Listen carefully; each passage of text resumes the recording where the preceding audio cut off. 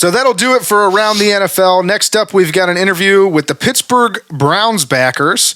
And in case you guys didn't know, we are going to be doing an interview each week with a Browns Backers organization from the area of the team that we are playing. The only exception to that is the division rivals. We will do an interview with the Browns Backers organization from their respective areas on the weeks that we're away playing division rivals, and on the weeks that we're home, we will interview a Cleveland-based Browns Backers organization. So Browns Backers all season long, and this week we have the Pittsburgh Browns Backers. Paul! Yeah. We get to talk to Paul next, courtesy Riverside FM. Powered by Riverside FM. All right. Thanks for joining us, Paul, from the Pittsburgh Browns Backers. Obviously, you're based in Pittsburgh. We're terribly sorry about that. Ground zero there. But can you tell us a little bit about the chapter over there, when you guys were established? What's your viewing location, members, those types of things? Okay. Yeah. So this is a little unique to be in Pittsburgh for a number of reasons, which I'll touch on. But we've switched viewing locations for various reasons. But I started the club back in 2000, and I've been the president ever since then. We have about 500 active members. We are currently meeting at 202 Hometown Tacos in Bellevue. I know it sounds wonky, but they have TVs for us, and we've had a good this is our second year there. So some of the unique things about being in Pittsburgh, you asked about charity. We do have a charity, and we have raised money, but it's very difficult to raise money the old-fashioned way if you're a Browns backer club in like San Diego. Yeah. We're not having a car wash because people are not stopping at the Pittsburgh Browns backer car wash. So we face a lot of challenges because of that, and get bounced around a lot with locations. 2 years ago, we had a really great location, but because it's the success of the Bills, we kept shrinking our TVs that they would put on the Browns game, and the Bills fans just overtook us, basically. So that was a bummer. But that's the kind of challenges we face. Gotcha. And you said over 500 members. That's quite an organization you guys got going over there. I would say active members are probably more under 200. Okay. Well, it's still impressive being that you are behind enemy lines and right there in the heart of the team that we hate most. Yeah. And so, first of all, I guess, great hearing about your chapter and everything, but I just want to ask you, how did you think that the Browns looked this past week against the Cincinnati Bengals? Yeah, I was absolutely thrilled. I haven't seen the Browns play such a complete game. Deshaun looked okay. He was good enough to win. I think he'll come around, but almost no criticism to the defense and the special teams, which, man, we haven't had that in years. Usually we're at our location and everybody's gloom and doom, even if we're winning. They think we're going to lose for sure, And just to see a kneel down at the end of the game, see them bring in their second string quarterback, man, that hasn't happened in a long time. So that was great. I did hear after the game, just, unfortunately to talk about your point there where everybody's kind of doom and gloom and it's always assuming the worst. It does suck that we feel that way sometimes, but this was the first game that I can remember, and I heard this on the radio earlier this week, and I agree, or after the game yesterday, and I agree with it, that, on third downs especially, we were out on the field, the defense was out on the field, and I couldn't help but thinking pretty much every time, I was like, we're getting off the field. It's happening. We're getting off the field, and the offense is going to be back out there. And I can't remember the last time that I felt that way watching a Browns game. So I agree 100%. Yeah. Now, Paul, are you a transplant, or did you grow up in and around Ohio, or have you always been in the Pittsburgh area? No. So I grew up I went to Cleveland Heights High for 1 year, and then I went to Solon. I went to college at Heidelberg College, and then I went to medical school in Toledo, and then I ended up coming to Pittsburgh for residency.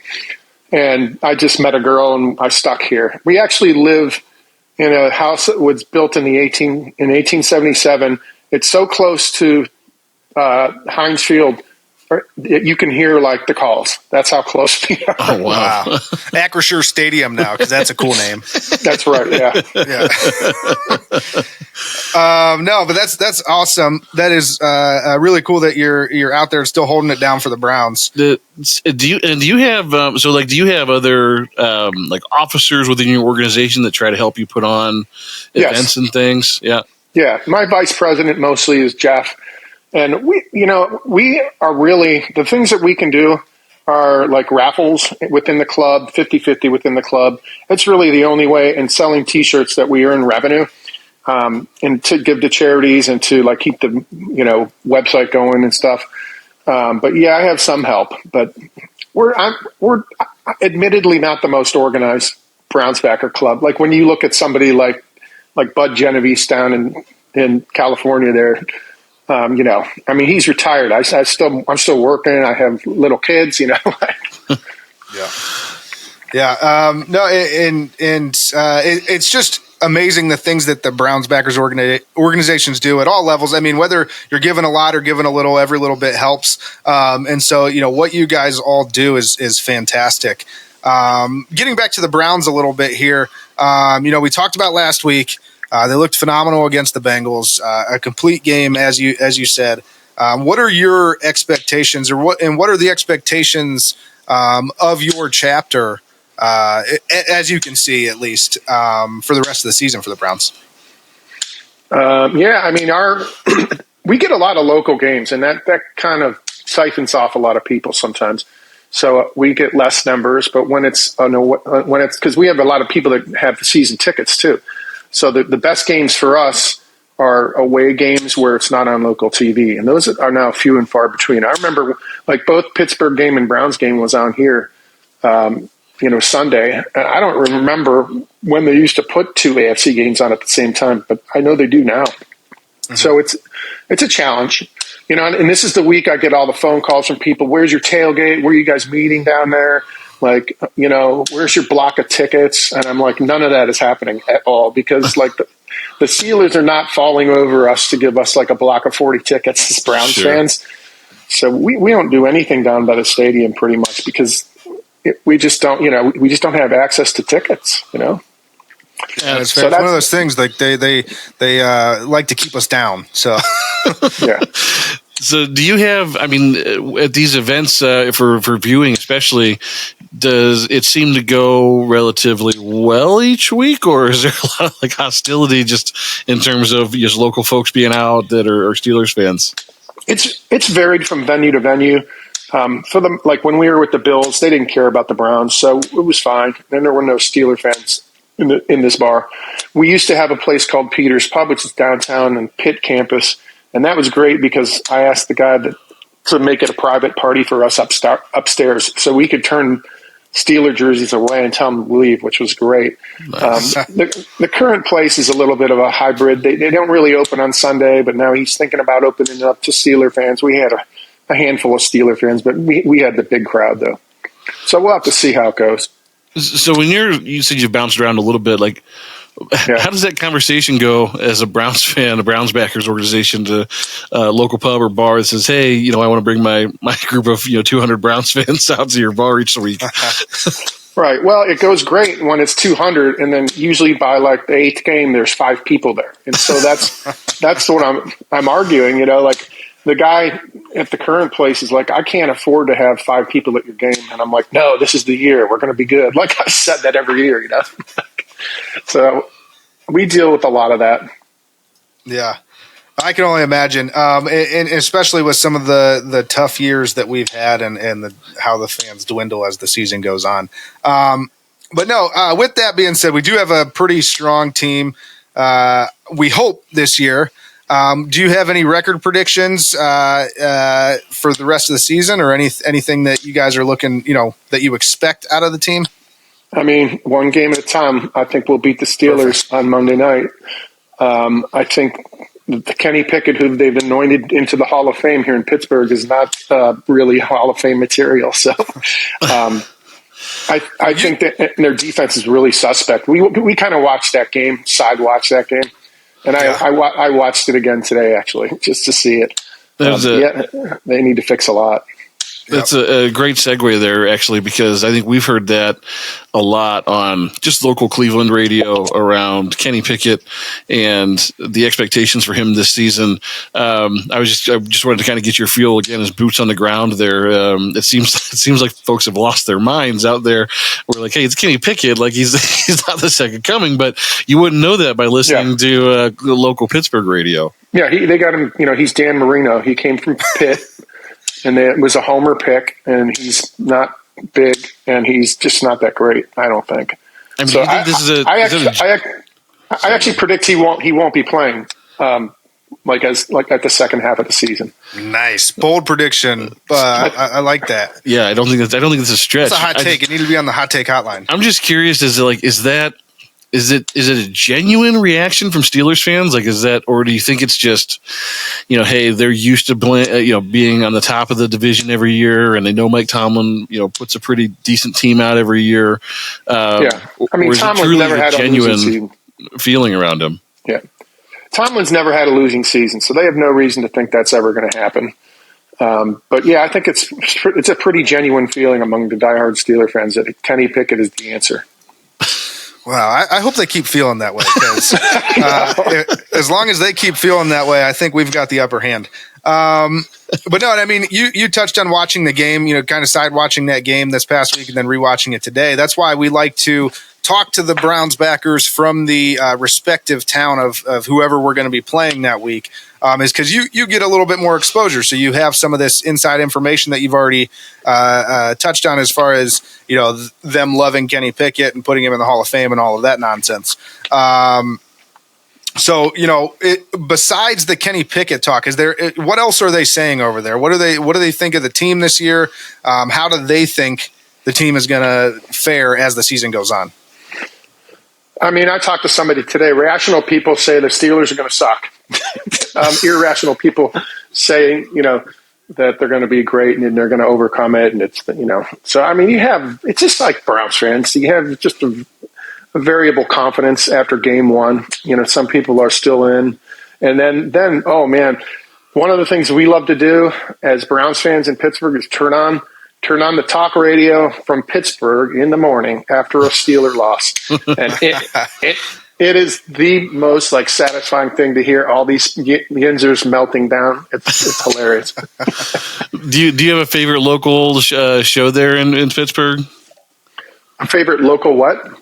Show like Pony and Moeller, or is there a specific show that you guys listen to generally over there?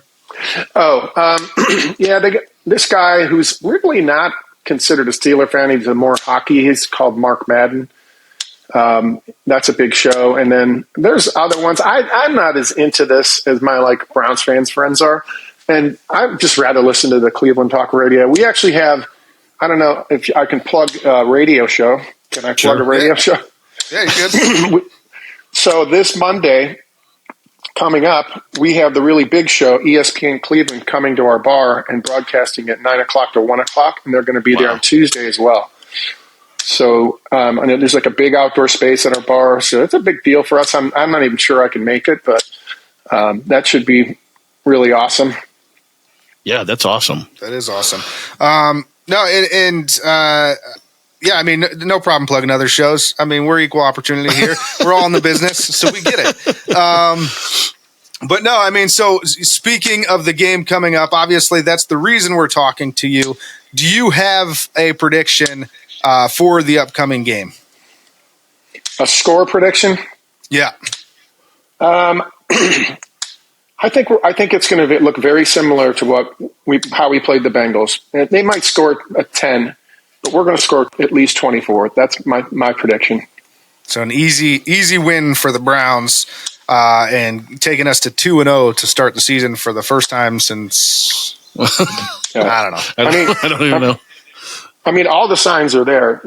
So based on how the Steelers did and based on how the Browns did, yeah, absolutely, it should recur. Yeah.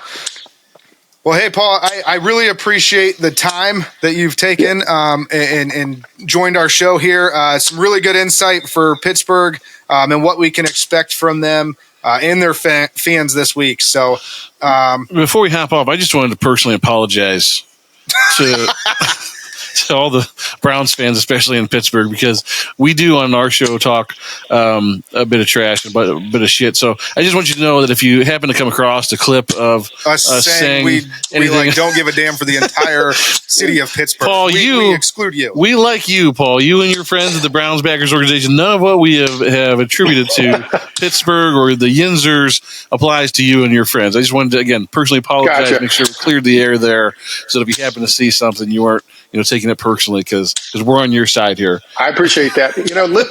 Living here, just put in a plug for Pittsburgh. I've lived here more of my life in Pittsburgh, and I still love Cleveland to death. But this is a really cool city, and I cheer for all the other miserable teams, like their miserable baseball team. Their hockey team is not miserable, but I do cheer for them. So, but I just can't do the Steeler thing. Never. Never. Good. Don't ever do it. No, but again, thank you so much for joining us. We really appreciate your time, and we hope that you are correct, and we end up 2-0 after this next week. And we appreciate the boots on the ground out there, like Granny said, behind enemy lines. Keep doing what you're doing. It's awesome. Yep. Our T-shirts say Pittsburgh Browns Backers, and then I don't know if you can see it.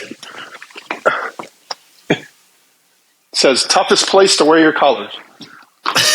Nice. Is there a particular website or somewhere that folks could reach out and find your merchandise?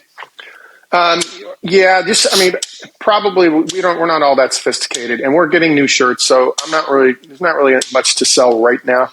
But you can always go to PittsburghBrownsBackers.com. It gets redirected to another thing, but then you can get in contact with us, and we'll get back to you. Right now, we're very low on our current 2 styles of T-shirts, and we're currently in the process of getting another one, which should be awesome.